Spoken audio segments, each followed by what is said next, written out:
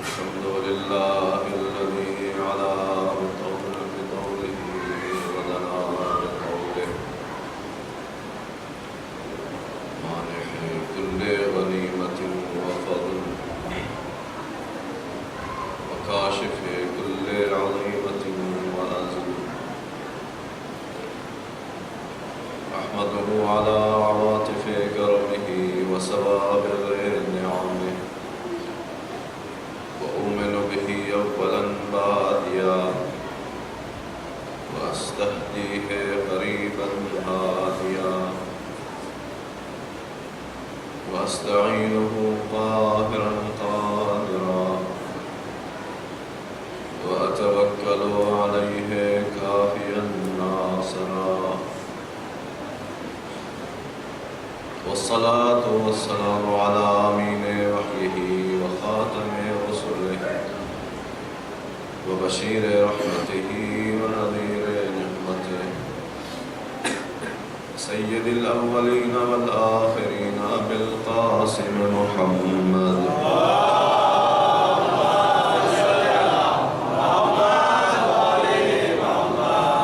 وعلى أهل بيته الطيبين الطاهرين المعصومين المظلومين الذين من والاهم فقد والى الله ومن عاداهم فقد عاد الله ومن أحبهم فقد أحب الله ومن أبغضهم فقد أبغض الله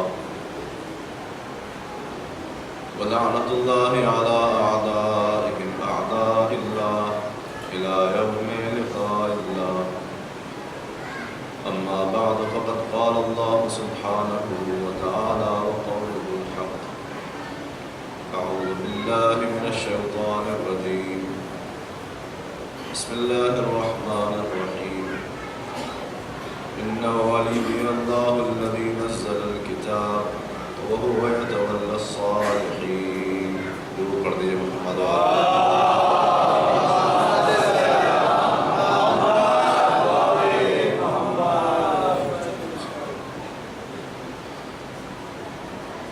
آپ حضرات سے درخواست ہے کہ ایک بار سورہ حمد اور 3 بار سورہ اخلاص کی تلاوت فرما کر تمام مرحومین مرحومات مخصوصاً مرحوم اقبال حسین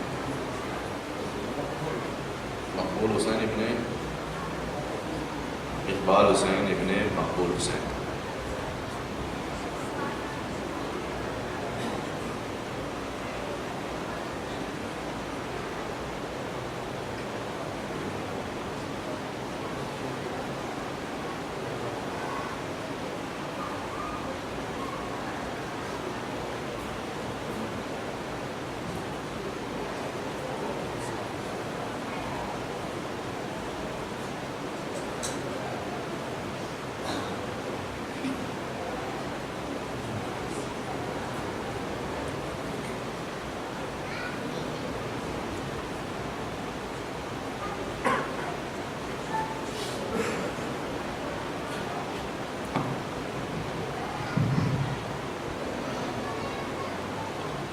اور ایک مختصر درخواست آپ سے یہ ہے کہ جو حضرات تھوڑا پیچھے تشریف رکھتے ہیں اگر پہلے ہی آگے تشریف لے آئیں تو ممنون کرم ہوں گا، چونکہ بعد میں پھر اگر لوگ آئے تو آپ کو ڈسٹرب ہوگا، تھوڑا مجھے بھی ہو جائے گا۔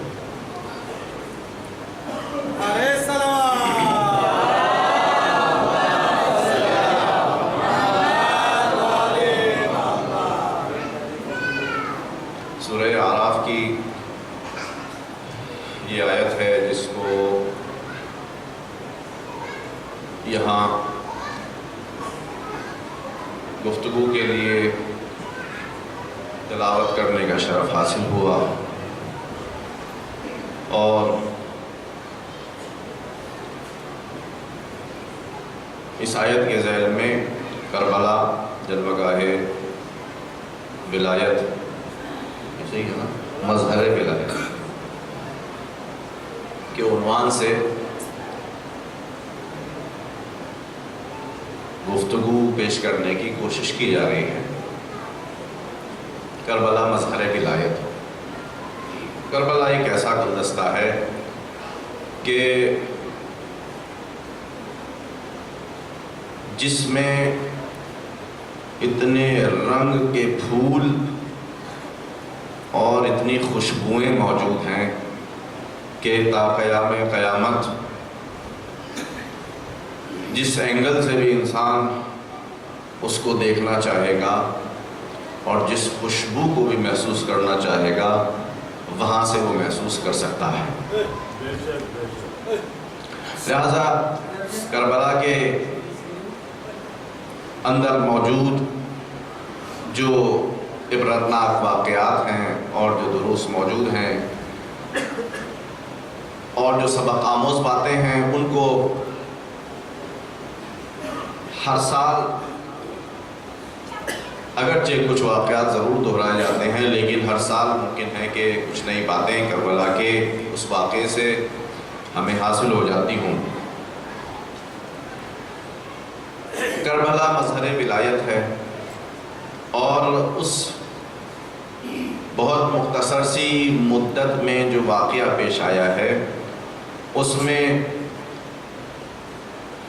ولایت کے ہر گوشے کو بخوبی دیکھا جا سکتا ہے۔ کل جو باتیں آپ کے سامنے عرض کی تھیں وہ اپنی آج کی گفتگو کو آگے بڑھانے کے لیے اس میں سے چند ایک باتیں، تاکہ سلسلہ جڑ جائے اور بات آگے بڑھ سکے۔ ولایت، آپ نے بہت سنا ہے اس موضوع کو۔ ولایت ایک اسلام کا وہ پہلو ہے کہ جس کو ہم تمام اسلام کے احکام اور قوانین کی روح سمجھ سکتے ہیں۔ جیسے انسان کا بدن ہے، انسان کا جسم ہے، انسان کی باڈی ہے، یہ بدن، یہ جسم، یہ باڈی اس وقت تک اس کا کوئی فائدہ نہیں جب تک کہ اس میں روح نہ ہو۔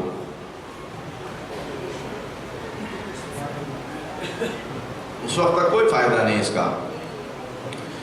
ویسے ہی اسلام کے قوانین، اسلام کے احکام، اسلام کے واجبات، محرمات، ان سب کا بھی کوئی فائدہ نہیں جب تک کہ ولایت کی روح ان کے اندر موجود نہ ہو۔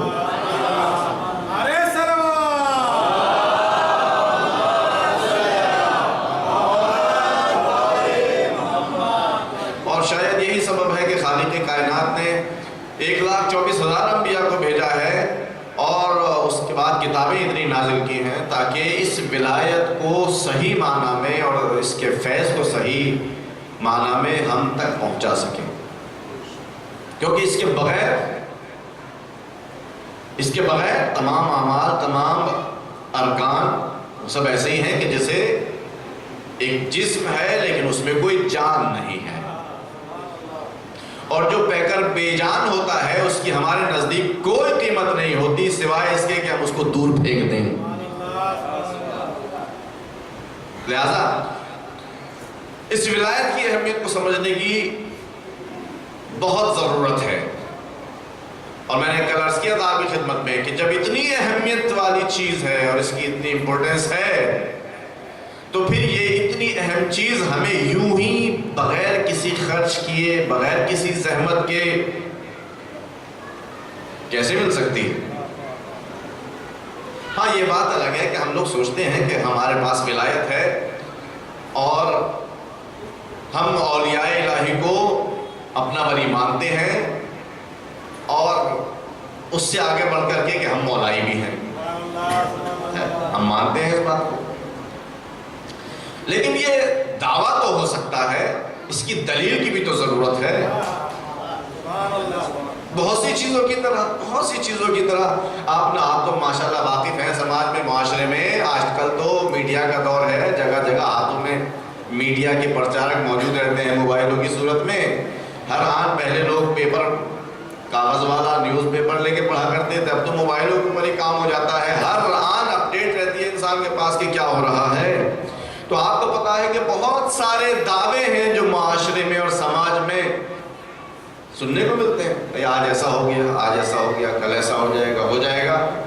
اور جو صرف دعووں کو سن کر کے یقین کی عادت رکھتے ہیں وہ ان کے اوپر بھی کان دھرتے ہیں اور کہتے ہیں ہاں ایسا ہو گیا، ایسا ہو جائے گا، ایسا ہو جائے گا۔ چند ایک سال پہلے کی بات ہے، ایک دعویٰ ناسا کی طرف سے آیا تھا کہ فلاں تاریخ میں پوری دنیا تاریکی میں بدل جائے گی اور کچھ بھی سجائی نہیں دے گا، ساری لائٹیں، ساری انرجی سب ختم ہو جائے گی۔ جو اندھی تقلید کے عادی تھے انہوں نے وصیتیں کرنا شروع کر دی تھی۔ خود میں نے مجھ سے ملاقات ہوئی چند لوگوں کے، بھائی کل کیا ہوگا، کل کیا ہوگا، کل کیا ہوگا۔ لیکن جو محض دعووں کے اوپر یقین رکھنے والے نہیں تھے انہوں نے انہی لوگوں سے کہا ایسا کرو جتنا سونا ہے، پراپرٹی ہے، مال، وہ سب میرے نام لکھ دو، بعد میں جو ہوگا دیکھا جائے گا۔ دعویٰ کرنا بہت آسان کام ہے۔ میں آپ سے محبت کرتا ہوں، دعویٰ ہے، کہیں دلیل لائیے۔ آپ مجھ سے محبت کرتے ہیں، دعویٰ ہے، دلیل لائیے۔ تو خالق کائنات کی اتنی اہم چیز کہ جس کو ولایت کہا جاتا ہے اور جس کو خالق نے اپنے لیے مخصوص کر کے رکھا ہے، اور یہی فرمایا ہے رسول کی زبانی کہ اللہ ہی ہمارا ولی ہے، اور قرآن مجید کی دوسری آیتوں میں بھی اللہ نے فرمایا فَاللَّهُ هُوَ الْوَلِي، اللہ ہی ولی ہے، یعنی ولایت اسی سے مخصوص ہے، ولایت بس اسی کی ہے، اس کے علاوہ ولایت میں کسی کا کوئی حصہ نہیں پایا جاتا۔ تو جب اتنی اہم چیز ہے اور اس کے لیے اللہ نے رسولوں کو بھیجا، کتابوں کو بھیجا، تو پھر کیوں اتنی آسانی سے کوئی بھی اس کو اپنانے کا دعویٰ کر سکتا ہے، اور کیوں اپنانے کے بعد پھر دوسروں کو غیر مولائی بتا سکتا ہے؟ اتنی آسانی سے کیسے؟ جی بہت آسانی سے کہہ دیتے ہیں کہ یہ نہیں ہے اور ہم ہی ہیں۔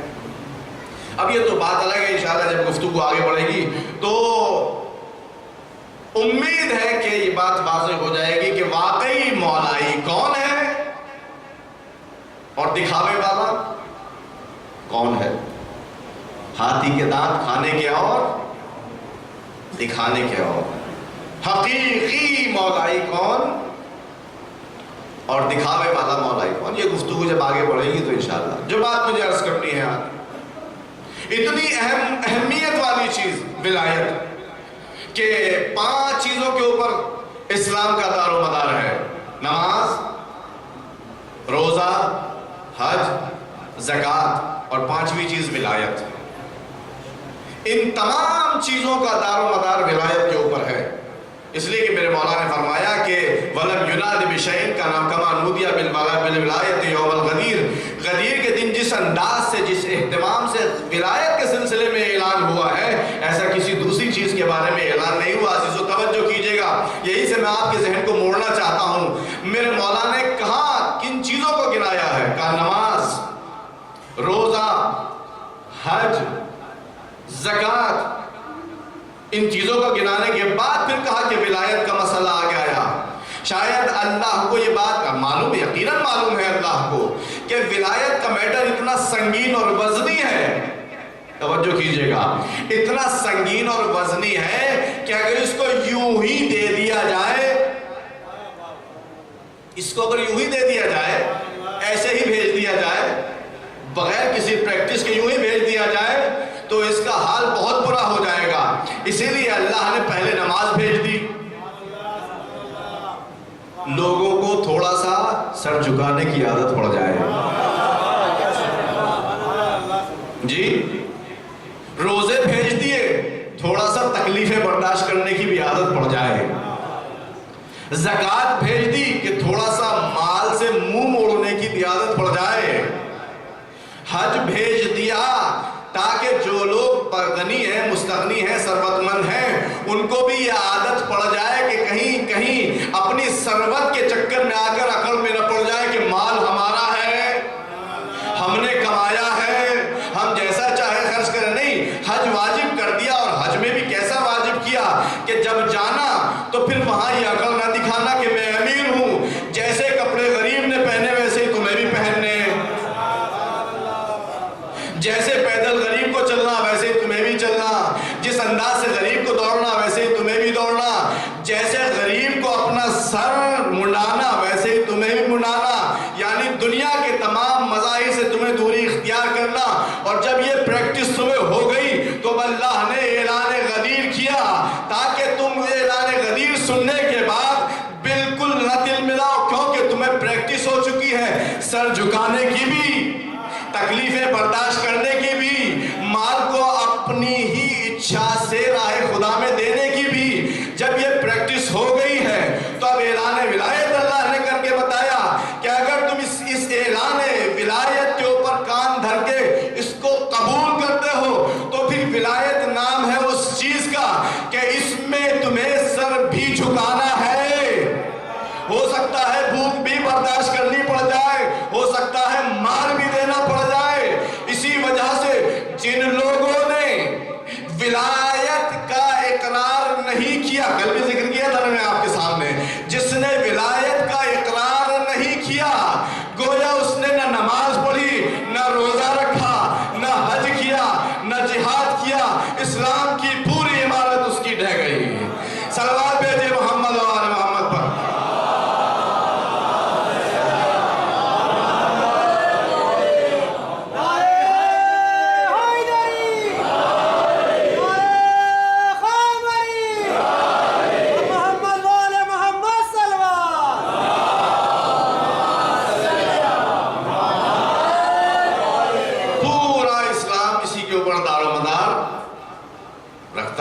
اسی ولایت کے اوپر، اور جب اتنی اہمیت ہے اس کی تو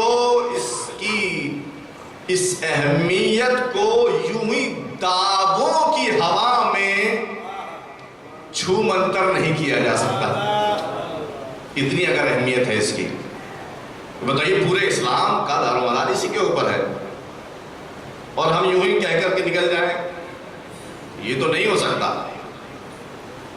کوئی بھی باشعور انسان، باعقل انسان جو تھوڑا بہت ذمہ دار ہوگا، وہ ظاہر ہے کہ اپنے گھر کے اندر بھی اگر کوئی بزرگ ہے اور وہ گھر کا ذمہ دار ہے اور کوئی بات کرتا ہے اور اس کے بچے اس کی بات کو نہ سنیں تو فوراً یہی کرتا ہے کہ بھلا ہم سب کچھ ہیں اس گھر کے اور ہماری بات کو نہیں سنا جا رہا ہے۔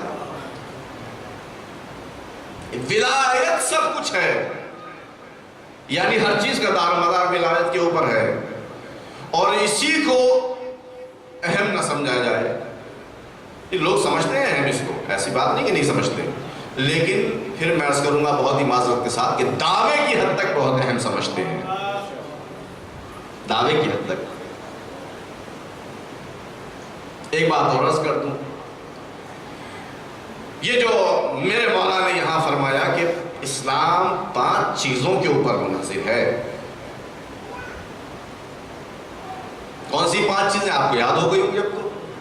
نماز، روزہ، حج، زکوٰۃ اور ولایت۔ بہت سے لوگ سمجھتے ہیں کہ ولایت ایک عقیدے کا نام ہے،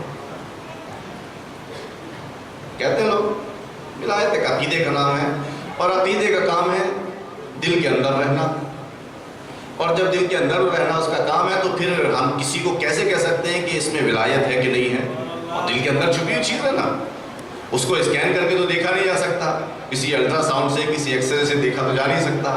دل کے اندر جو بات چھپی ہوئی ہے سو چھپی ہوئی ہے۔ آپ کے اندر کتنی ولایت ہے میں نہیں کہہ سکتا کیونکہ آپ کا عقیدہ ہے، میرے اندر کتنی ولایت ہے میں نہیں کہہ سکتا، لیکن عجیب چیز ہے عزیزو، اسی حدیث نے بڑا ہمارے سامنے اس مسئلے کو حل کر دیا ہے۔ میرے مولا نے یہی فرمایا 5 چیزوں پر منحصر ہے اسلام۔ 1 نماز، یہ عقیدہ ہے یا عمل ہے؟ عمل ہے نماز۔ روزہ عمل ہے کہ عقیدہ ہے؟ عمل ہے۔ حج عقیدہ ہے کہ عمل ہے؟ عمل ہے۔ زکوٰۃ عقیدہ ہے کہ عمل ہے؟ عمل ہے۔ ولایت عقیدہ ہے کہ عمل ہے؟ توجہ کیجئے گا، عقیدہ ہے کہ عمل ہے؟ لوگ کہتے ہیں کہ عقیدہ ہے، نہیں میرے عزیزو، نہیں میرے عزیزو، اگر خالی عقیدہ ہوتا تو میرے مولا وضاحت کر دیتے پوری طریقے سے کہ ولایت صرف عقیدے کا نام ہے، ماننے کا نام ہے، کام کرنے کا نام ولایت نہیں ہے۔ توجہ کیجئے گا، لیکن جن لوگوں نے مخالفت کی ہے اس عقیدے کی، انہیں بخوبی سمجھ میں آ گیا تھا کہ ولایت صرف کسی کو ماننے کا نام نہیں ہے، بلکہ اس ماننے کے بعد اس کے پیچھے پیچھے چلنے کا نام ولایت ہے۔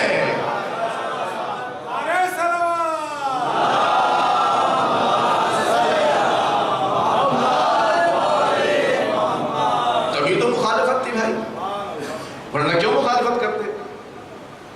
ٹھیک ہے، مثال دے دوں آپ کو، تاریخی مثال ہے۔ ہمارے پیارے نبی حضرت محمد مصطفیٰ صلی اللہ علیہ وسلم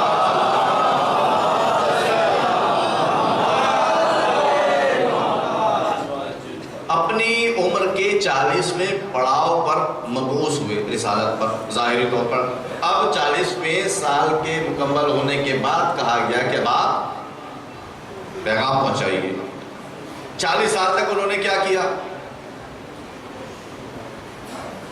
ہمارات ہوتے اور ہمیں معلوم ہوتا کہ 40 سال کے بعد پوسٹ ملے گی، اور پوسٹ بھی ایسی ملے گی تو ہم لوگ آرام سے ہمارا ہوتی ہے۔ لیکن میرے سرکار نے ایسا نہیں کیا، 40 سال محنت کی۔ کاہے پہ محنت کی؟ کچھ اپنے پر محنت کی، کچھ سماج اور معاشرے پر محنت کی۔ اپنی محنت کیا تھی؟ غار حرا میں تشریف لے جاتے تھے اور وہاں جا کر کے خدا سے راز و نیاز کرتے تھے، غور و فکر کیا کرتے تھے۔ تفکر بہترین عبادت ہے اسلام کی، وہ کیا کرتے تھے۔ خانہ کعبہ میں آ کر اللہ کے ساتھ راز و نیاز کیا کرتے تھے، اپنے اوپر محنت کی تھی۔ اور پتہ نہیں یہ بات یہاں تو موضوع سے شاید بہت زیادہ ریلیٹڈ نہیں ہے، مگر بریکٹ میں تو کہہ ہی سکتا ہوں میں، یہ ہے بس کیا کریں، ہو جاتا ہے کبھی کبھی ایسا۔ جس انسان کو، توجہ کیجئے گا میرے بزرگوں کے لیے خاص طور سے، اور ان جوانوں کے لیے کہ جو بس ابھی کچھ دنوں میں فیملی اپنی بنانا چاہتے ہیں۔ حضرت 40 سال تک رسالت پر مبعوث نہیں ہوئے، لیکن بیکار نہیں بیٹھے۔ 40 سال تک انہوں نے کیا کیا؟ اللہ کے ساتھ راز و نیاز، غور و فکر، سوچا سمجھا، تمام مسائل کو دیکھا، اور اپنے لیے انہوں نے کام کیا۔ اپنے لیے کام کیا۔ کیوں اپنے لیے کام کیا؟ اس لیے کہ کل ایسے ایسے بدو عربوں کو سیدھا کرنا ہے کہ جن کے سامنے جانور بھی سرفراز دکھائی دیتے ہیں، ایسے ایسے لوگ۔ لہذا حضور نے اپنے آپ کو پاورفل بنایا۔ کیسے بنایا؟ عبادت کے ذریعے سے، اللہ سے لو لگانے کے ذریعے سے، غور و فکر کرنے کے ذریعے سے اپنے آپ کو پاورفل بنایا۔ میں اپنے بزرگوں اور اپنے ان جوانوں کے حوالے یہ بات کرنا چاہتا ہوں کہ جو فیملی بنانا چاہتے ہیں، اے میرے بھائیوں اور میرے بزرگوں، اگر اپنے بچوں کی صحیح تربیت کرنا ہے تو پہلے اپنی تربیت کا انتظام کرو۔ پہلے اپنی تربیت کا انتظام کرو، اس لیے کہ ہمارے بچے ویسے نہیں ہوتے جیسے ہم کہتے ہیں، ویسے ہوتے ہیں جیسا ہم کرتے ہیں، جیسا ہم کرتے ہیں، جیسا دیکھتے ہیں۔ ورنہ کبھی آپ نے اپنے بچوں کو سکھایا کہ بیٹا یہ جملہ ایسے کہنا ہے؟ سکھایا کبھی آپ نے؟ اس میں اتنا زور لگانا ہے، اس لفظ کو یوں ادا کرنا ہے؟ کبھی سکھایا آپ نے؟ نہیں سکھایا۔ یا ہمارے والدین نے نہیں بتایا کہ یہ جملہ کیسا؟ پھر یہ ہمارے الفاظ، ہمارا لہجہ، ہمارا بولنا ویسا ہی کیوں ہو گیا جیسے ہمارے خاندان والوں کا ہے؟ کہا بھائی یہ انسان ہے، اللہ نے فطرت رکھی ہے، جو دیکھتا اور سنتا ہے ویسا ہی کرتا ہے۔ لہٰذا یہ کسی کے کہنے سے کچھ نہیں کرے، جو دیکھ رہا ہے اپنے آنکھ سے وہی کرے گا۔ تو میرے عزیزوں، میرے بزرگوں، میرے جوان بھائیوں، اگر ہمیں اپنے گھر کے اندر ماحول اچھا کریٹ کرنا ہے تو پہلے اپنے آپ کو ایسا بناؤ کہ سامنے والا دیکھ کر کے تمہیں خود سدھرنے کی سوچنے لگے۔ اور یہی ذمہ داری ہم جیسے لوگوں کی بھی ہے جو ممبر پہ آتے ہیں، یہی ذمہ داری کچھ ہماری بھی ہے جو محراب میں کھڑے ہوتے ہیں، یہی ذمہ داری کچھ ہماری بھی ہے کہ جو خطبہ جمعہ دیتے ہیں، یہی کچھ ذمہ داری ہم ممبر پر آنے والے خطیبوں ذاکروں کی بھی اور مولانا لوگوں کی بھی ہے کہ پہلے اپنے آپ کو بنا لیں۔ حضرت نے 40 سال اپنے اوپر محنت کی اور اپنے معاشرے پر بھی محنت کی۔ اور کیسی محنت کی کہ معاشرہ آپ کے اخلاق و کردار کا کلمہ گو بن گیا. جی اگر عرب میں کوئی اس وقت سچا تھا تو صرف وجود زیجود پیغمبر.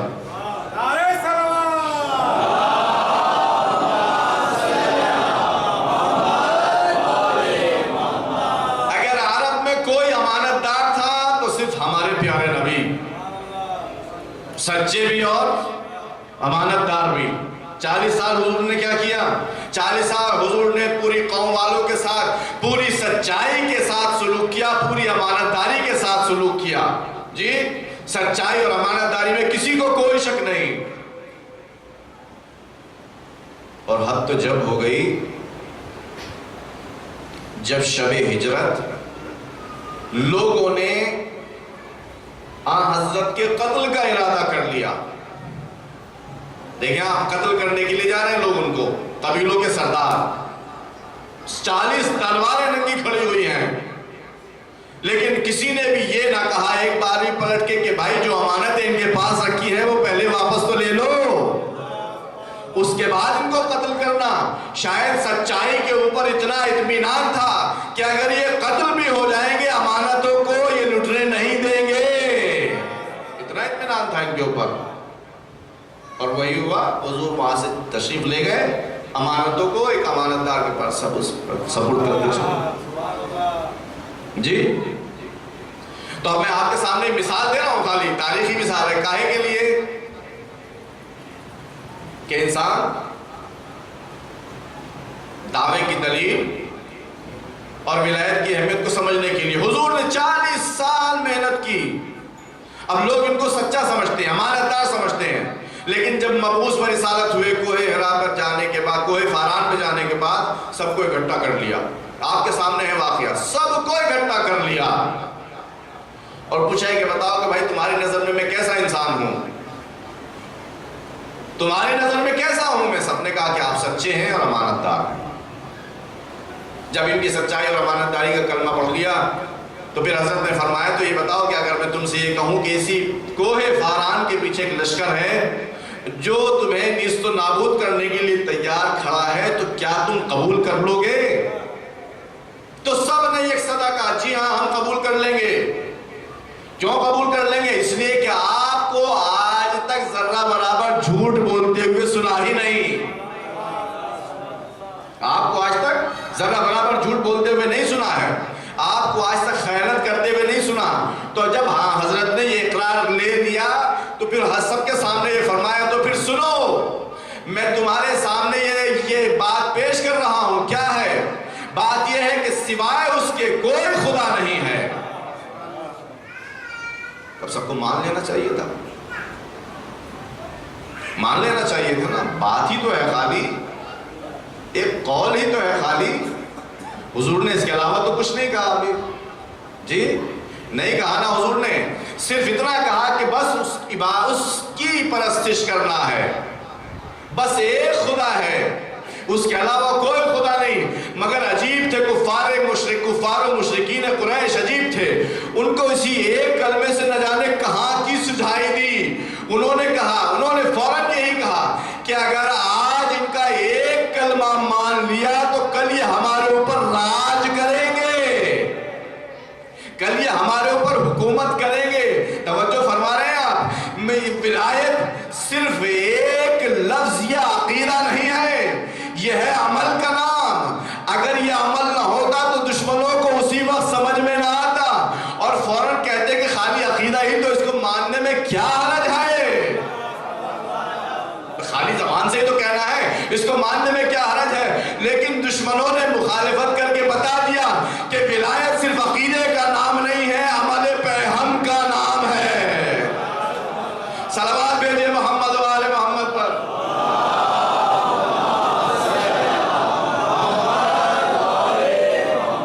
اور اس کی دلیلیں اور بھی آئیں گے آپ کی خدمت میں پیش کی جائیں گی.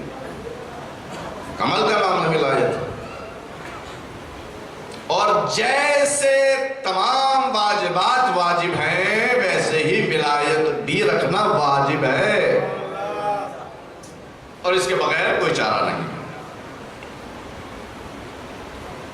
تو یہ اہمیت ہے ولایت کی۔ مطلب دیکھیں ہے کیا چیز ولایت، اتنی دیر سے ولایت کیے جا رہے ہیں، کل سے پرسوں سے پہلے سے سنتے، اس لیے ولایت ہے کیا چیز؟ ولایت جو ہے وہ بہت ایسا لفظ ہے کہ جو ہمارے کانوں سے مانوس ہے الحمدللہ۔ ہم نے کل بھی عرض کیا تھا کہ یہ ولایت، والی، مولا، ولی، متولی، یہ سب ایک ہی فیملی کے لفظ ہیں، سب ایک ہی رشتہ دار ہیں آپس میں، اور ان کے معنی کافی حد تک ملتے جلتے ہیں۔ ولایت کا کیا مطلب ہے؟ ولایت کا مطلب ہے حاکمیت اور تدبیر۔ ولایت یعنی حاکمیت اور مینجمنٹ، تدبیر۔ اور یہ تو ہم کہہ رہے ہیں کہ حاکمیت ہے اور تدبیر ہے۔ آپ کو معلوم ہے کہ عربی لغت میں جب آپ دیکھیں تو کسی بھی لفظ کے بہت سارے معنی ہو جاتے ہیں، لہذا لوگوں نے کہا کہ نہیں، ولایت کا مطلب حاکمیت اور تدبیر نہیں ہے، اس کے معنی محبت کے بھی ہیں۔ ولایت یعنی محبت۔ کسی نے کہا نہیں، یہ بھی نہیں ہے، نصرت اور مدد کے معنی میں ہے۔ کسی نے کہا نہیں، خالی یہ بھی نہیں، سرپرستی کے معنی میں ہے۔ کسی نے کہا یہ بھی نہیں، خدمت کے معنی میں ہے، مدد کے معنی میں ہے۔ اب اپنے الگ الگ معنی سب نے نکال دیے۔ ولایت کا مطلب یہ بھی ہے، یہ بھی ہے، یہ بھی ہے، یہ بھی ہے، ٹھیک ہے، یہ بھی ہے، وہ بھی ہے، وہ بھی ہے، لیکن اللہ جو ولی ہے سب کا، اللہ جو ولی ہے سب کا، وہ کس معنی میں ہے؟ وہ دوست کے معنی میں ہے، مددگار کے معنی میں ہے، بھائی اور دوست کے معنی میں ہے، پڑوسی کے معنی میں ہے، مدبر کے معنی میں ہے، حاکمیت کے معنی رکھتا ہے، ناصر کے معنی رکھتا ہے۔ کون سے معنی آخر اللہ رکھتا ہے؟ جو خود ہی فرماتا ہے کہ فاللہ هو الولی، اللہ ہی ولی ہے، آخر ہر چیز کا ولی اللہ ہی ہے۔ سرپرستی کے معنی میں ہے، مالکیت کے معنی میں ہے، نصرت کے معنی میں، کس معنی میں آخر ہے؟ تو اب قرآن مجید کی جب آیات اٹھا کر ہم دیکھیں گے تو مختلف آیتوں میں مختلف معنی استعمال ہوئے ہیں۔ یہ بھی ایک لطف ہے ان آیتوں کا کہ جب انسان ان آیتوں کو دیکھتا ہے کہ جس میں اللہ کی ولایت کا اعلان ہو رہا ہے تو وہاں مختلف معنی دیے جاتے ہیں۔ کسی آیت میں معنی حاکمیت کے ہیں، کسی آیت میں معنی سرپرستی کے ہیں، کسی آیت میں معنی ناصر اور مددگار کے ہیں، کسی آیت میں معنی محب اور چاہنے والے کے بھی ہیں۔ لیکن اب طے یہ کیسے کیا جائے کہ آخر کون سا معنی کہاں، کس لفظ، یہ لفظ کس معنی میں کہاں، اس سے کیسے استعمال ہو رہا ہے؟ اب اس کے لیے تو پھر سہارا انہی سے لینا پڑے گا جو قرآن کو پہچانتے ہیں، جن کے دروازے پر قرآن آیا ہے، جو قرآن کی آیتوں کے مزاج کو پہچانتے ہیں۔ انہی سے مدد لے کر کے پتہ کرنا پڑے گا کہ آخر یہ لفظ ولی اور ولایت کہاں کس معنی میں آ رہا ہے۔ اگر ان سے مدد نہ لی جا سکی تو پھر جھگڑا اپنی جگہ قائم رہے گا، جیسا کہ ہر تمام آیتوں میں قائم ہے ابھی تک۔ لہٰذا اب ہم نے کھوج تلاش کی، دیکھنا شروع کیا کہ ولی آخر کار اللہ کے لیے کس معنی میں استعمال ہوا ہے۔ توجہ کیجئے گا، ایک بہت ہی مشہور و معروف آیت ہے جس کو آیہ ولایت کے نام سے ہم لوگ جانتے ہیں، جو آپ نے بہت سنی ہے۔ اس میں اللہ نے ارشاد فرمایا، انما ولیکم اللہ ورسولہ والذین آمنوا الذین یقیمون الصلاۃ ویؤتون الزکاۃ وہم راکعون، یقیناً بس اور بس تمہارا ولی اللہ ہے، اس کا رسول ہے، اور وہ ایمان لانے والے ہیں جو نماز قائم کرتے ہیں اور زکوٰۃ بھی دیتے ہیں جبکہ رکوع کی حالت میں ہوتے ہیں۔ یہ آیت آپ نے سنی ہے۔ اب یہاں پر آنے کے بعد بہت گفتگو ہے جناب کہ ولی کس معنی میں ہے۔ انما ولیکم اللہ، تمہارا ولی اللہ ہے، کس معنی میں ہے؟ یہ تمہارا چاہنے والا ہے، کہ تمہارا سرپرست ہے، کہ تمہارا حاکم ہے، کہ تمہارا مددگار ہے، کہ تمہارا دوست ہے، کہ تمہارا پڑوسی ہے۔ ان تمام معنی کے لیے علماء اسلام نے بڑی زحمتیں کی ہیں کہ پتہ لگائیں کہ اللہ آخرکار مسلمانوں کے لیے، مومنوں کے لیے سرپرست ہے، کہ چاہنے والا ہے، کہ حاکم ہے، کہ مددگار ہے، کہ ناصر ہے، کہ ان کی تدبیر کرنے والا ہے۔ ولی کس معنی میں استعمال ہوا ہے؟ اللہ رے آیت کا مزاج دیکھنے کے بعد پتہ چل جائے گا کہ ولی جو اللہ نے یہاں استعمال کیا ہے وہ کس معنی میں استعمال کیا۔ اللہ نے فرمایا انما ولیکم اللہ ورسولہ والذین آمنوا الذین یقیمون الصلاۃ، تمہارا ولی صرف خدا ہے، بس خدا ہے اور اس کا رسول ہے۔ ولایت رسول تک بھی پہنچی، توجہ کیجئے گا، وہی ولایت جو اللہ کے پاس تھی وہ رسول تک پہنچی۔ اللہ کی ولایت رسول تک پہنچ رہی ہے۔ اسی آیت میں اعلان ہو رہا ہے کہ اللہ کی ولایت رسول تک پہنچی، اور یہی ولایت ان صاحبان ایمان تک بھی پہنچی جو نماز قائم کرتے ہیں، اور خالی نماز نہیں قائم کرتے ہیں، رکوع کی حالت میں زکوٰۃ بھی دے دیتے ہیں، ان تک پہنچ رہی ہے۔ اور اب جو ولی کے معنی کرنے کے لیے چلے تو عجیب مسئلہ آیا۔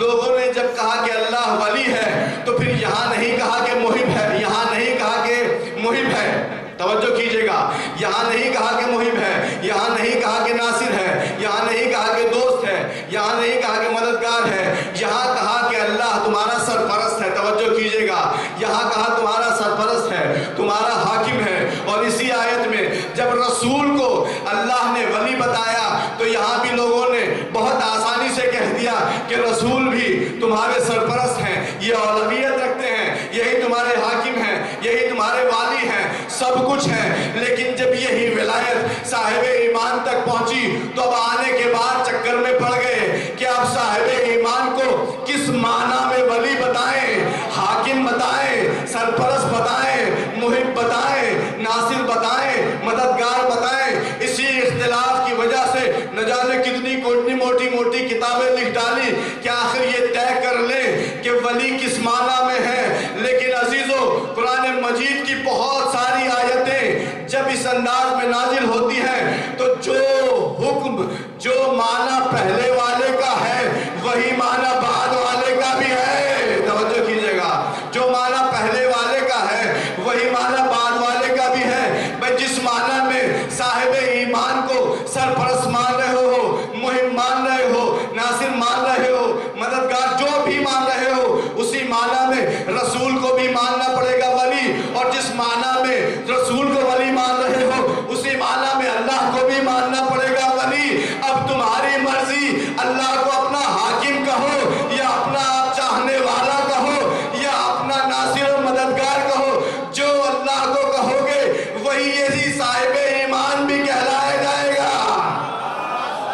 جو معنی بھی تمہاری مرضی، اللہ کو حاکم کہو گے، صاحب ایمان بھی تمہارا حاکم، توجہ کیجئے، اللہ کو اپنا سرپرست کہو گے، صاحب ایمان بھی تمہارا سرپرست، اللہ کو اپنا دوست کہو گے، صاحب ایمان بھی تمہارا دوست، اللہ کو اپنا ناصر و مددگار کہو گے، صاحب ایمان بھی تمہارا ناصر و مددگار۔ مگر کیا کریں، لوگ کچھ ایسے ہیں کہ جب اس صاحب ایمان کو ہم اپنا ناصر و مددگار کہتے ہیں تو کہتے ہیں کہ کوئی انسان کسی دوسرے کی مدد کہاں کر سکتا ہے، توجہ کیجئے، کسی کی مدد کہاں کر سکتا ہے، خاص طور سے جب وہ اس دنیا سے جا چکا ہو۔ اسی لیے بار بار اعتراض کرتے ہیں کہ بھائی شیعہ یا علی کیوں کہتے ہیں، بار بار مدد کے لیے بلاتے ہیں، کیوں بار بار؟ ہماری کیا کوتاہی ہے جب تم خود کہتے ہو کہ یہ ولی مددگار کے معنی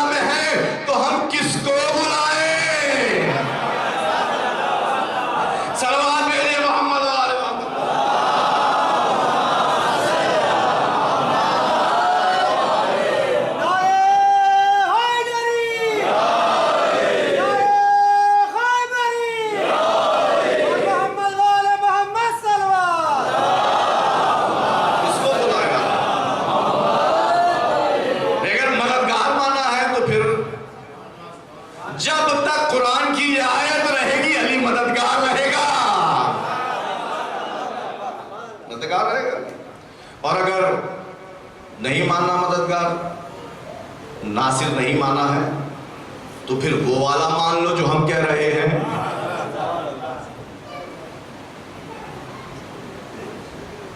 اور اگر وہ مان لیا تو سارا کھیل ہی خراب ہو جائے گا۔ اتنی کتابیں جو لکھی گئی ہیں، اتنے اعتراضات جو کیے گئے ہیں، سارا کھیل بگڑ جائے گا۔ تو آج بات ہو رہی ہے ولایت کے معنی کی۔ ولایت کا معنی اللہ کے بارے میں حاکمیت کا ہے، تدبیر کا ہے۔ کیوں ہے آخر؟ یہ سبھی کہتے ہیں کیوں ہے آخر؟ اس لیے کیا عرض کیا تھا کہ پوری کائنات کا خالق اللہ ہے، اس کے علاوہ کوئی خالق نہیں ہے۔ اور جب خالق وہی ہے تو پوری کائنات کا مالک وہی ہے، اور جب پوری کائنات کا مالک وہی ہے تو پوری کائنات کی ذمہ داری بھی اسی کے اوپر ہے۔ جو مالک ہوتا ہے وہ ذمہ دار ہوتا ہے۔ آپ اپنی کمپنی کے مالک، آپ ذمہ دار۔ آپ اپنے کارخانے کے مالک، آپ ذمہ دار۔ آپ اپنی شاپ کے مالک، آپ ذمہ دار۔ آپ اپنے گھر کے مالک، آپ ذمہ دار۔ آپ اپنی گاڑی کے مالک، آپ ذمہ دار۔ جو جس کا مالک ہوتا ہے اس کی ذمہ داری ہوتی ہے کہ اس کی سرپرستی رکھے، اس کی حاکمیت اس کے ہاتھ میں ہوتی ہے۔ اور یہ سرپرستی اور یہ حاکمیت اللہ کی ذاتی ہے، کسی کی دی ہوئی نہیں ہے۔ یہ نہیں ہے کہ اگر ہم نے اس کو حاکم مانا تو ٹھیک حاکم ہے، نہیں مانا تو نہیں ہے۔ جی نہیں، ہم مانے یا نہ مانے، حاکم تو وہی ہے، حاکم وہی ہے۔ فرعون معلوم ہے آپ کو، اس نے کہا انا ربکم الاعلی، میں تم سب کا بلند مرتبہ پالنے والا ہوں۔ ربکم الاعلی، بلند مرتبہ پالنے والا۔ دعویٰ کرنا تو بہت آسان ہے، کتنا آسان ہے، میں بھی کہہ سکتا ہوں، اس نے بھی کہہ دیا۔ دریائے نیل خشک ہونے لگا، اور جب خشکی ہونے لگی تو لوگ پریشان ہو گئے۔ اب جب انسان پریشان ہوتا ہے تو اسے وہی یاد آتا ہے جو اس کا خدا ہوتا ہے۔ لوگ پہنچ گئے دربار فرعون میں کہ تم ہمارے پالنے والے ہو، اور پالنے والے بھی ہائی گریڈ کے، اعلیٰ، ذرا کچھ کرو تو صحیح۔ دیکھا سب کو، کہا جاؤ ٹھیک ہے، کل بارش آ جائے گی۔ اتنے اطمینان سے اس نے کہہ دیا کل بارش آ جائے گی۔ جھوٹا خدا، مگر اطمینان اس کا عجیب و غریب تھا۔ کل بارش آ جائے گی، جادو بھی تو نہیں آتا تھا اس کو، سحر بھی نہیں آتا تھا، اور آج کی ٹیکنالوجی بھی نہیں تھی کہ جھوٹے جھوٹے وہ جو بادل کریٹ کر کے اس میں بارش بھر کے ان کو برسا دیا جائے، سب کچھ نہیں تھا۔ لیکن فرعون نے پورے اطمینان سے کہا کل بارش آ جائے گی، دریا جاری ہو جائے گا، اور اسی سوکھے ہوئے دریا میں رات میں پہنچا اور اپنے آپ کو مٹی میں لٹا لٹا کے اللہ سے مناجات کرتا ہے، اے اللہ تو جانتا ہے کہ میں جھوٹا خدا ہوں، مگر میں یہ جانتا ہوں کہ تو سچا خدا بھی ہے اور سب کا پالنے والا بھی ہے، میری عزت تیرے ہاتھ ہے۔ جا کے مناجات کی اس نے، اور جو کریم پروردگار تھا اس نے اپنی خدائی دکھائی، کیونکہ اب ظاہر ہے کہ خالی فرعون کا تو مسئلہ نہیں تھا، اس کی باقی مخلوقات بھی تو تھیں جو پیاسی مر رہی تھیں۔ اس نے بارش کر دی، چمچم بارش آ گئی، رحمت خدا نازل ہو گئی، فرعون کی عزت بچ گئی۔ دیکھیں آپ، حاکمیت اور تدبیر کس کے ہاتھ میں ہے؟ خدا کے ہاتھ میں، جو سب کا پالنے والا ہے، جو سب کا مالک ہے، جو سب کا خالق ہے۔ یہی فرعون جب اسی دریائے نیل میں غرق ہونے لگا تو جناب موسیٰ سے کہتا ہے کہ موسیٰ مجھے بچا لو۔ جناب موسیٰ نے دیکھا اس کو، اور اب ہم اپنی زبان میں کہیں دیکھ کے مسکرا دی کہ اچھا بچا لیں. کتنے بنی اسرائیل کے اوپر تم نے ستم کیے ہیں، کتنوں کو نیست و نابود کر دیا ہے، ہماری بات کو تم نے ایسے ہی کاٹ دیا ہے، اللہ کی آیتوں کو ٹھکرا دیا ہے، اپنے آپ کو خدا بنائے بیٹھے ہو، اور اب جب غرق ہونے لگے ہو تو پھر تمہاری خدائی گئی کہاں؟ لیکن جناب موسیٰ نے اس کی آواز کے اوپر لبیک نہیں کہا، اور اب وہ غرق ہونے لگا. غرق ہونے لگا. اب جو غرق ہونے لگا، جب اسے چاروں طرف سے اپنے پانی دکھائی دیا تو اب اس کی نظریں پھر وہی گئیں جو اصلی حاکم ہے. میرے عزیزوں، بہت بڑا درس ہے اس داستان میں. وہی پھر اس کی نظریں گئیں جو سب سے بڑا حاکم ہے، اور اب وہاں پھر کہتا ہے کہ میں اب ایمان لاتا ہوں اس پروردگار پر جو موسیٰ اور ہارون کا پروردگار ہے. آواز آئی الان، اس وقت، الان، اس وقت، کہ جب تم ڈوبنے جا رہے ہو، جب موت تم نے دیکھ لی ہے، موت کا پسینہ پانی کے اندر آ رہا ہے، تو اب تم ایمان کا اب ایمان بتا رہے ہو. ارے بھائی، ایمان تو محض ایک دعویٰ ہے، اس کو عمل کرنے کے لیے کوئی میدان بھی تو ہونا چاہیے. پھر کیا پتا، ہو سکتا ہے ابھی ایمان کہہ رہے ہو، ہاں ایمان لے آیا میں، اور پھر تمہیں نجات دلے جائے، پھر پار ہونے کے بعد پھر کہو میں وہی خدا ہوں. نہیں، تو غرق ہونا ہے. اللہ نے اس کو غرق کر دیا، مگر ظاہر خدائی فرمایا فَالْيَوْمْ نُنَجِّيكَ بِبَدَنِكَ، آج ہم تمہارے بدن کو نجات دلا دیں گے. توجہ کیجئے گا. فرعون نے کہا اللہ تیرے دامن کو تھامتا ہوں، کائے کے لیے؟ نجات دلانے کے لیے. اللہ نے اس کو غرق کر کے اس کے بدن کو بچا کے رکھا. آج بھی فرعون کا بدن میوزیم میں موجود ہے، جا کر کے دیکھ سکتے ہیں. 3000 4000 1000 5000 سال پرانا بدن آج بھی مومیائی ہوا رکھا ہوا ہے میوزیم کے اندر. پورا بدن موجود ہے، اور اس کے تمام شواہد موجود ہیں کہ فرعون کی ممی باڈی آج بھی ویسے ہی محفوظ ہے. اللہ رے، میں سوال تو کر ہی سکتا ہوں، خالد اگر بچانا ہی تھا تو اس کے ایمان کے بعد اس کو وہی بچا لیا ہوتا، تاکہ تیری خدائی اور چمک جاتی، اور اس میں رنگ آ جاتا، اور تیری خدائی کا اور کلمہ پڑھا جاتا. کہا نہیں، تم نے توجہ نہیں کی. فرعون نے میری تمام آیتوں کو جھٹلایا، ایک طرف میرے بھیجے ہوئے ولی کو جھٹلایا، دوسری طرف، توجہ کیجئے گا، میرے بھیجے ہوئے ولی زمانہ کو جھٹلایا دوسری طرف. لیکن پھر بھی چونکہ اس نے مجھ سے درخواست کی ہے، تو اب اس کو تو زندہ نہیں چھوڑوں گا، اس کے بدن کو نجات دے کر میں بتا دوں گا مجھ سے جو درخواست کی جاتی ہے میں اس کو رد نہیں کرتا. صلوات بھیجئے محمد و آل محمد پر.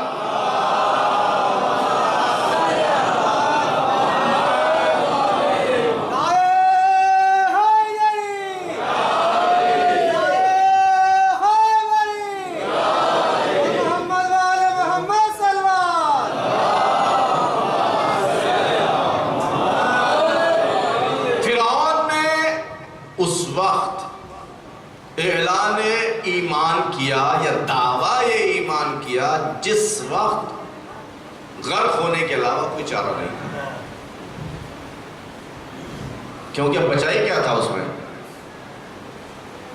آپ کو معلوم ہے کہ وجود انسان کے دو ہی حصے ہیں، یا اس کی روح ہے یا بدن ہے. اب فرعون نے نجات کے لیے کہا تھا تو اس وقت جو روح تھی اس کی وہ تو پہلے ہی مردہ ہو چکی تھی، پہلے ہی مردہ ہو چکی تھی روح، بس اس کا نکلنا ہی باہر. اس وقت بچا تھا صرف اس کا بدن، اللہ نے اس کے بدن پر نجات دی. اللہ ہی حاکم ہے، اللہ ہی سب کی تدبیر کرتا ہے، اللہ ہی سب کا سرپرست ہے، سارا مینجمنٹ اسی کے ہاتھ میں ہے.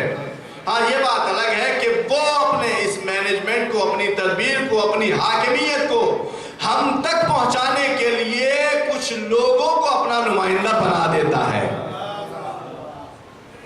لیکن یہ عجیب بات ہے کہ ہم میں بہت سارے ایسے ہیں کہ جو ان کے نمائندوں کو قبول کرنے کے لیے تیار ہی نہیں ہوتے. یہ بڑی عجیب ٹریجڈی ہے ہماری، بہت ہی عجیب ٹریجڈی ہے، سب کی ہے، شیعہ سنی کی کوئی بات نہیں، یہ سبھی کی ہے۔ کہیے کیسے؟ دیکھیے ہم کتنے اماموں کے ماننے والے ہیں؟ 12 اماموں کے ماننے والے ہیں۔ 12 میں سے 11 کو تو ہم بہت مانتے ہیں، بہت مانتے ہیں۔ کتنا مانتے ہیں؟ کہ ان کے نام پر ہم مر مٹنے کے لیے تیار ہیں۔ میری بات پہنچ رہی پیچھے والوں تک بھی؟ 12 اماموں کے ماننے والے 11 کو بہت مانتے ہیں، ان کے لیے ہم بارش کیا، دھوپ کیا، کانٹے کیا، سردی کیا، گرمی کیا، صبح کیا کرتے کہ نہیں کرتے بھائی؟ جی ابھی آپ سے کہا جائے شب بیداری ہے، پوری رات بیدار رہیں گے آپ؟ جی آپ سے کہا جائے کہ انگاروں پر ماتم کرنا ہے، کریں گے کہ نہیں کریں گے؟ آپ سے کہا جائے کہ کمائی کا اتنا حصہ آپ کو یہاں مولا کی نظر و نیاز میں دینا ہے، دیں گے کہ نہیں دیں گے؟ امام باڑے میں دینا، دیں گے کہ نہیں دیں گے؟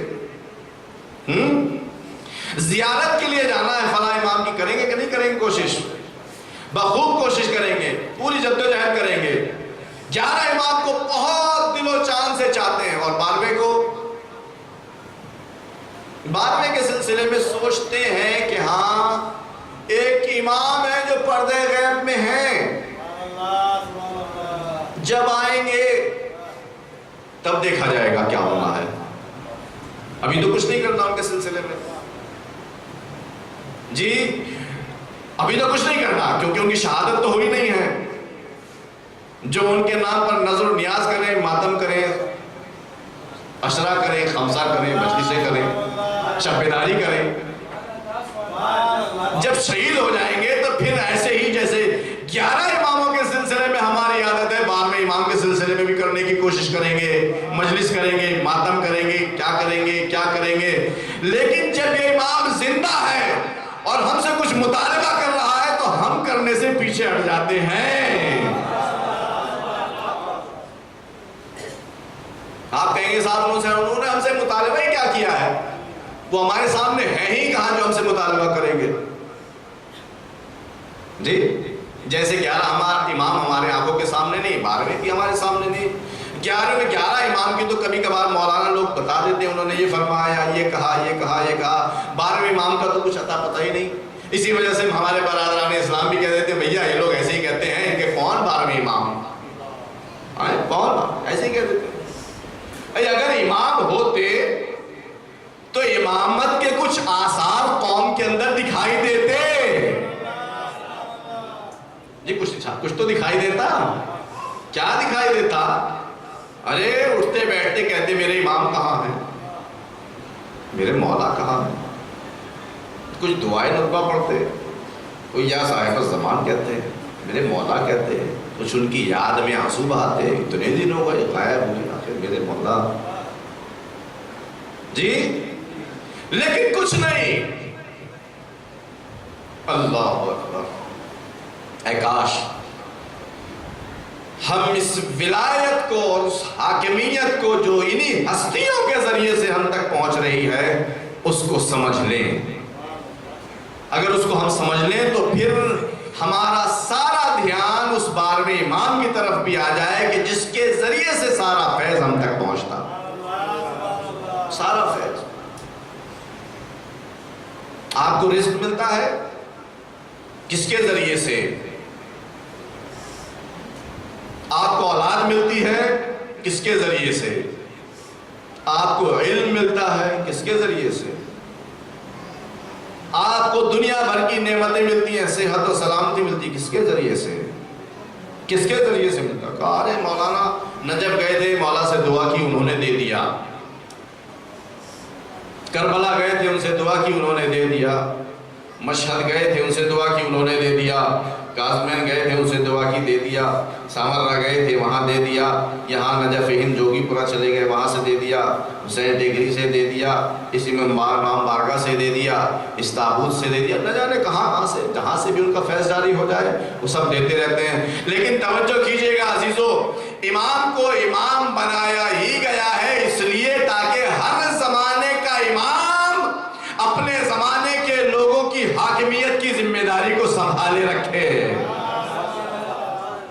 آج کا ہمارا سرپرست حاکم آج کا امام، جو کچھ ملے گا اللہ سے طلب کریں گے انہی کے ذریعے، رسول سے طلب کریں گے انہی کے ذریعے، علی سے طلب کریں گے انہی کے ذریعے، سید کونین سے طلب کریں گے انہی کے ذریعے، حسن و حسین سے مانگیں گے انہی کے ذریعے سے، 11ویں 10ویں جس سے بھی مانگیں گے 12ویں کے ذریعے سے ہی ملنا ہے۔ تو جب ملنا انہی کے ذریعے سے ہے تو پھر اتنی خواب غفلت ہمارے اوپر کیوں طاری ہے؟ کاش اس سسٹم کو ہم سمجھتے ہیں۔ لہذا ان کے مطالبے کو بھی مد نظر رکھنا ہوگا کہ وہ ہم سے کیا طلب کر رہے ہیں، کیا طلب کر رہے ہیں، اس کو سننا بھی ہوگا اور سمجھنا بھی ہوگا۔ میرے مولا نے شیخ مفید کو خط لکھا، شیخ مفید، اور اس خط میں چند جملے لکھے ہیں، چونکہ وقت ختم ہو گیا، بس ایک جملے کی طرف اشارہ ہے کہ اگر ہمارے شیعہ، ہمارے چاہنے والے، ہمارے 12ویں امام جو ہمارے آخری امام ہیں، جن کی سرپرستی میں ہم ہیں، جن کی حاکمیت میں ہم ہیں، جن کی وجہ سے ہمیں رزق و روزی مل رہا ہے، جن کی محبت ہمارے اوپر فرض ہے، جن کو فالو کرنا ہمارے اوپر فرض ہے، وہ فرماتے ہیں کہ اگر ہمارے چاہنے والے، ہمارے شیعہ پرہیزگاری اختیار کر لیں اور اللہ کی اطاعت کو اپنا شیوا بنا لیں اور اللہ کی معصیت سے بچ جائیں تو خدا ہمارے دیدار کو ان کی قسمت میں لکھ دے گا۔ وہ تو تیار ہے ملنے کے لیے، وہ تیار ہے ملنے کے لیے کہ ہمارا چاہتے ہیں۔ رکاوٹ کہاں سے ہے؟ روکا کس نے ہے؟ کون نہیں بلانا چاہتا؟ ہیں بہت سارے لوگ کہ جن کا تو بازار ہی ابھی چمکا ہے، اور اگر مولا آ گئے تو نہ جانے وہ بازار رہے گا کہ بھی نہیں رہے گا۔ ہیں بہت سے لوگ جن کی کوٹھیاں ابھی بنی ہیں، اگر مولا آ گئے تو پتہ نہیں وہ کوٹھیاں رہیں گی کہ نہ رہیں گی۔ ہیں بہت سے لوگ کہ جن کے نہ جانے کیسے کیسے کھیل بن رہے ہیں، اگر مولا آ گئے تو نہ جانے وہ کھیل رہیں گے کہ نہیں رہیں گے۔ کیوں نہیں رہیں گے؟ اس لیے کہ معلوم نہیں یہ کوٹھیاں ان کی اپنی زمین پر بنی ہیں یا پڑوسی کی زمین پر بنی ہیں۔ یہ بازار جو چمک رہا ہے یہ حلال سے چمک رہا ہے کہ حرام سے چمک رہا ہے، نہیں معلوم ہے۔ جب نہیں معلوم ہے تو فرزند زہرا جب آئے گا تو ہر باطل کو نیست و نابود کرے گا۔ اگر خدا نہ خواستہ میرے گھر میں ایک قصبی اینٹ بھی لگی ہوئی ہے تو اسی ایک قصبی اینٹ کو باہر نکال کر پھینک دے گا، تو پھر میں کیسے برداشت کروں گا میری پوری بنی ہوئی کوٹھی اجاڑ دی جائے؟ میں کیسے برداشت کروں گا؟ ہرگز برداشت نہیں کر سکتا۔ فاللہ هو الولی، اللہ ہی ہے جو حاکمیت کا حق رکھتا ہے، اور اسی حاکمیت کے حق کو پہچانوانے اور بتانے اور لوگوں کو یاد دلانے کے لیے سید الشہداء نے مدینے سے مکے کی طرف کوچ کیا ہے، تاکہ لوگوں کو یاد رہے کہ جو انسان اللہ کو حاکم مانتا ہے پھر وہ یزید جیسے کے سامنے بیعت نہیں کر سکتا، ہرگز بیعت نہیں کر سکتا، اس لیے کہ حاکمیت کا حق صرف اللہ کو ہے اور وہ جس کو چاہے۔ لہذا میرے مولا نے مدینہ چھوڑ دیا، مکے کی طرف رواں دواں ہوئے۔ کوفے سے خطوط آنے شروع ہو گئے مولا کے پاس، مکے میں قیام پذیر ہے میرے مولا، خطوط آنے شروع ہو گئے، مولا تشریف لے آئیے، تشریف لے آئیے، ہم لوگ یہاں آپ کے منتظر ہیں۔ مولا نے خطوط دیکھے، بہت سے خطوط تو بغیر دیکھے ہی کنارے رکھ دیے۔ ارے خط آیا آپ کے پاس؟ کہا ہاں ہمیں معلوم ہے کہ کس ذہنیت کے ساتھ یہ خطوط لکھے گئے ہیں، ہم جانتے ہیں۔ کچھ خطوط کھولے ان کا جواب لکھا بھیجا.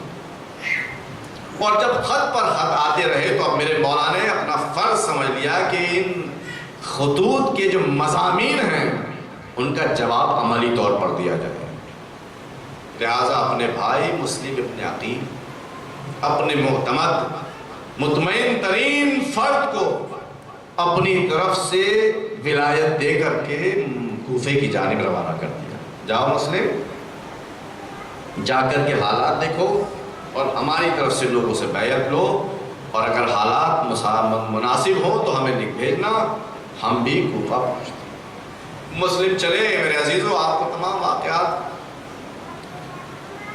بخوبی معلوم ہے. مسلم چلے کوفے پہنچ گئے. نہ جانے راستے میں کیسی کیسی پریشانیاں دقتیں آئی ہیں مسلم کو، لیکن کوفے میں پہنچ گئے مسلم. اور اب جیسے ہی لوگوں کو معلوم ہوا کہ حسین کا ایک نمائندہ آیا ہے تو جتنے چاہنے والے تھے سب کے سب مسلم کے ارد گرد اکٹھے ہو گئے.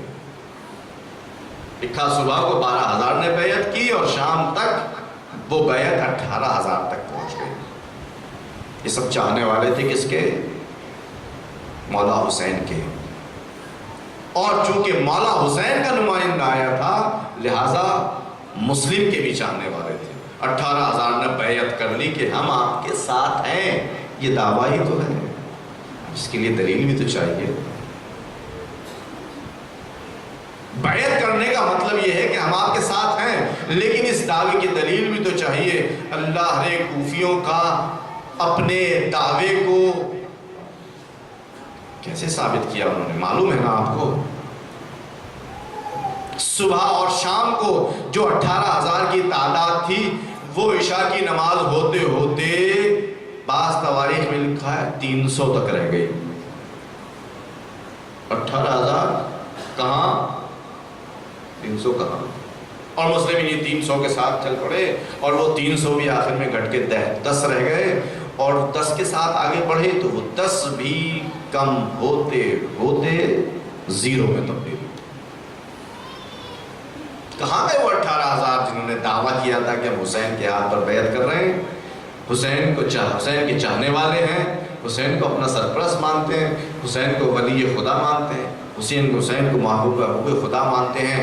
جب مسئلہ امتحان کا آیا، جب مسئلہ اس دعوے کے ثبوت کا آیا، جب مرحلہ وہ آیا کہ اب اپنے دعوے ایمان کو سچا ثابت کر کے دکھاؤ، تو اچھوں کے قدم بہک گئے اور مسلم کو اکیلا چھوڑ دیا. میرے عزیزو، مسلم اکیلے ہو گئے، گھوڑے کے اوپر کوفے کی انجان گلیوں میں گھومتے پھر رہے ہیں مسلم.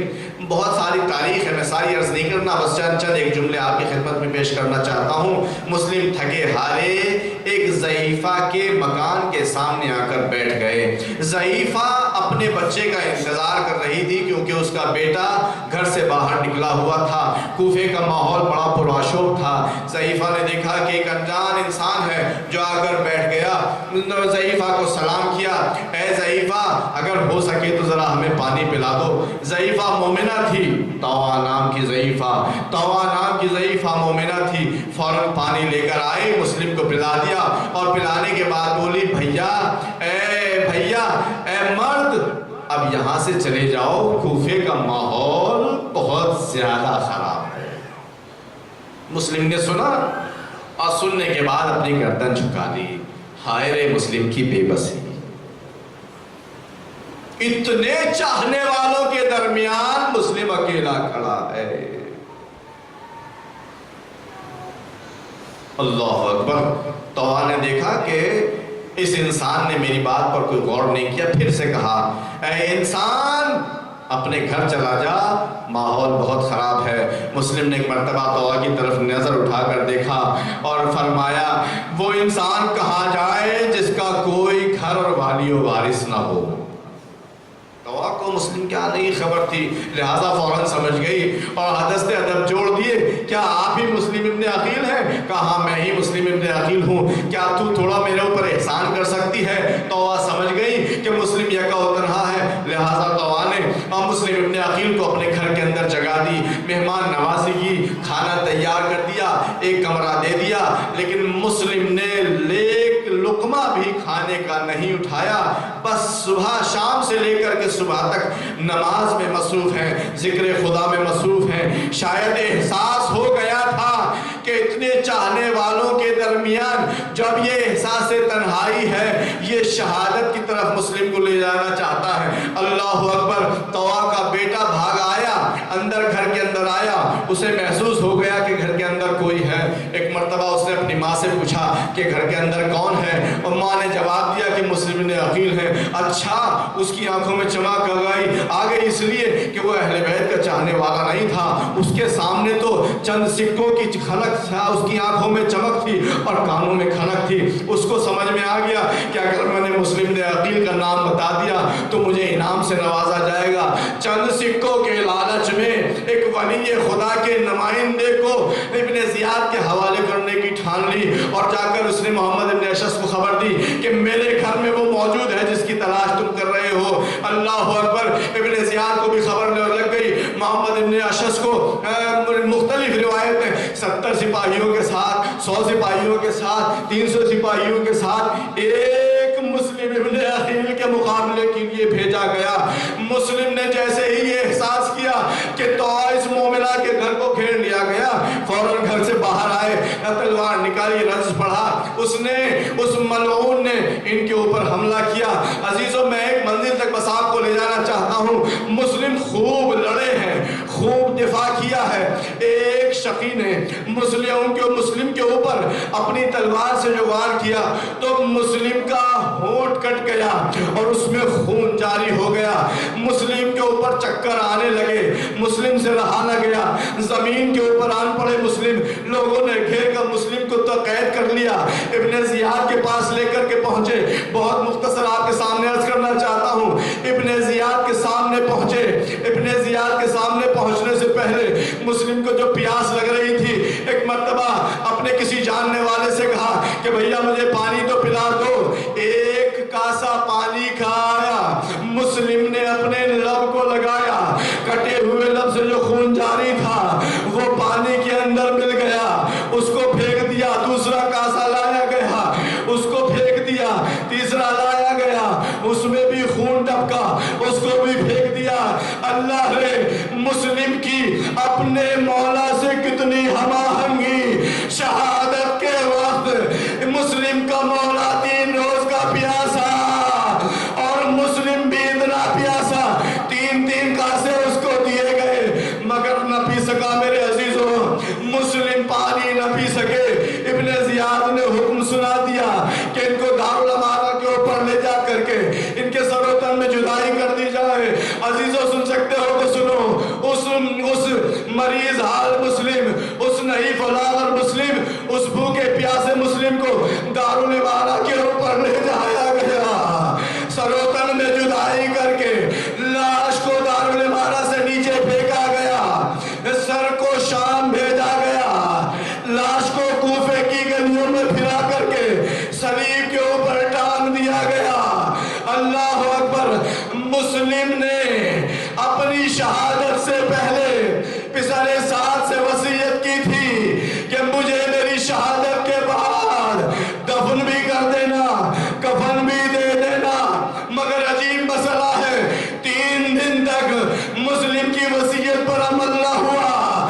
مسلم سر و تن میں جدائی کے بعد 3 دن تک یوں ہی بے گور و کفن کوفے کے ایک شہر دروازے کے اوپر لٹکے رہے۔ ارے کیوں نہ لٹکے رہتے؟ اس انسان کے نمائندے جو تھے، جو اپنی شہادت کے بعد 3 دن تک بے غسل و کفن سرزمین کربلا پر پڑا رہا۔ اجرکم اللہ۔